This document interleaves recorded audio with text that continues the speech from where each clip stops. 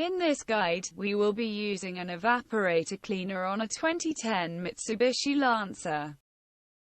This product removes unpleasant odors and restores circulation efficiency of the air conditioner. Begin by removing the glove box and the air purifier filter. Set the air conditioning accordingly and let it idle for 5 minutes. After 5 minutes, set the air volume to the mid position and begin injecting the cleaner. Carefully spray the entire content of the cleaner into the blower. Once completed, turn off the air conditioner and wait for 2 minutes. After 2 minutes, turn on and set the air conditioner accordingly.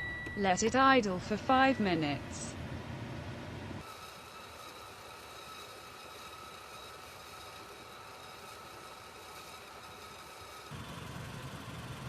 The cleaning solution along with dirt will drain out.